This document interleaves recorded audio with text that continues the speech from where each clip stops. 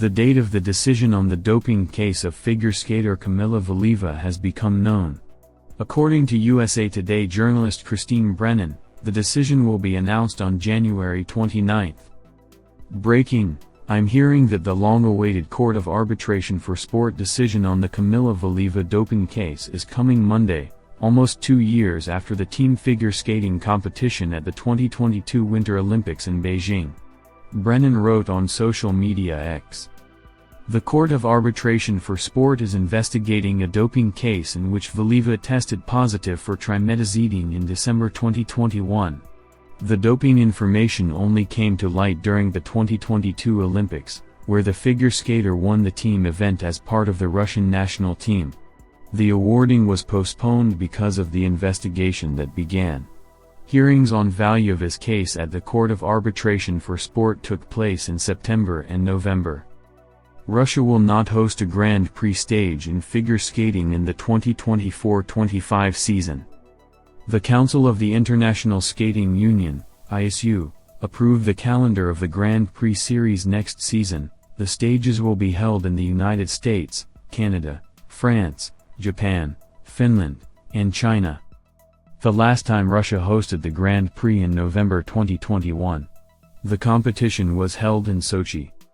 Tatiana Tarasova spoke out about the fact that Russia will not host the Grand Prix in the 2024-25 season.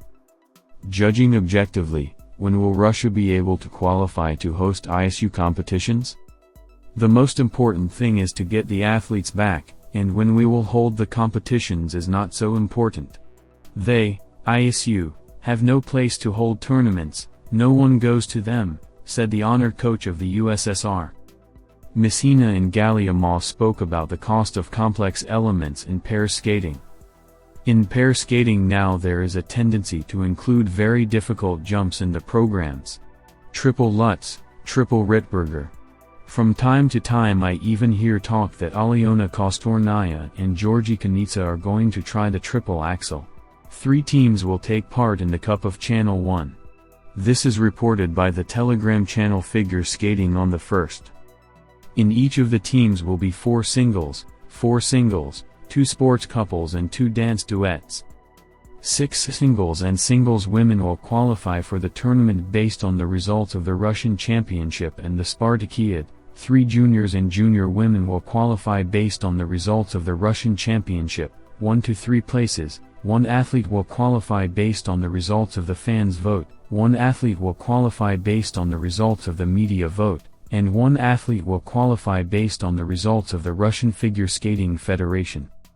3 sports couples and dance duets each will qualify for the tournament based on the results of the Russian Championship and the Spartakiad, 1 couple and 1 duet each based on the results of fan voting, media voting and the choice of the Russian Figure Skating Federation. The voting of fans and media will take place from February 20 to 23, 2024. The Channel 1 Cup will be held from March 1 to 3 in the northern capital of Russia, St. Petersburg. Isabeau Levito said that she would like to meet Evgenia Medvedeva. The interview with Levito was published on the YouTube channel Ice Skating International Online. If you could meet any famous person, living or deceased, who would you choose and what would you ask them?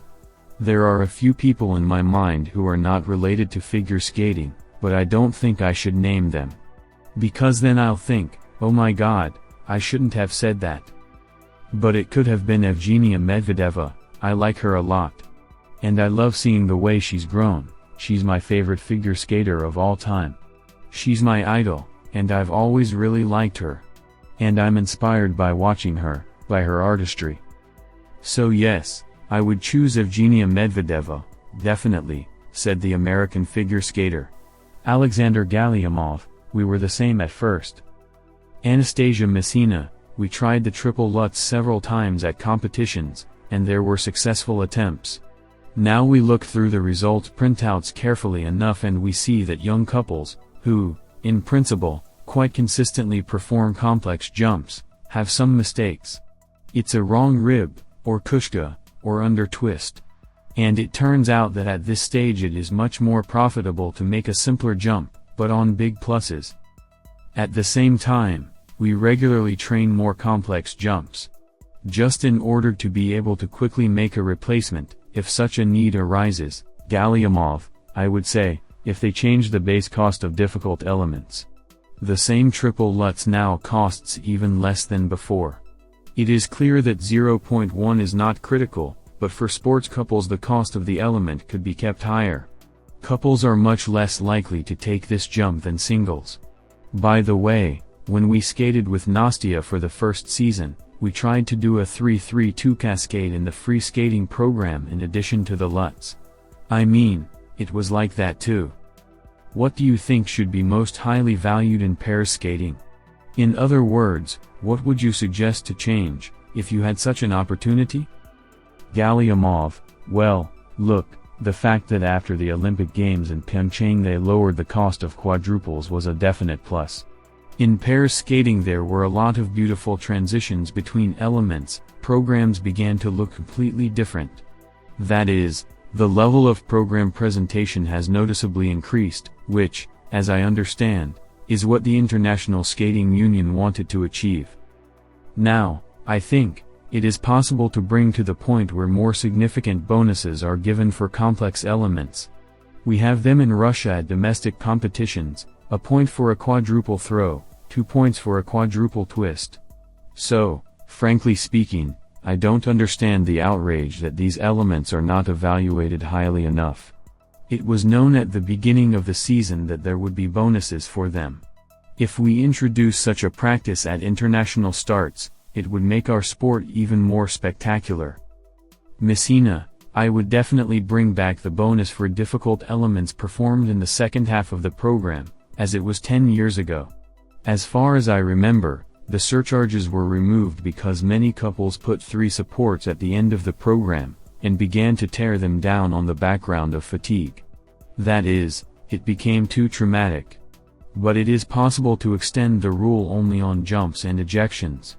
Or it could be allowed to do 1 support, 1 jump and 1 ejection.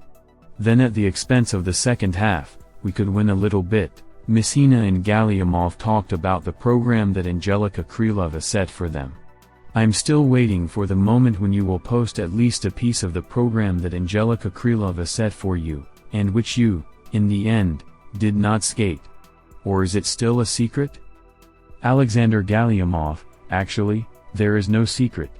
In that program we took 2 Lil Jon compositions. The first one is a track that was very popular in his years.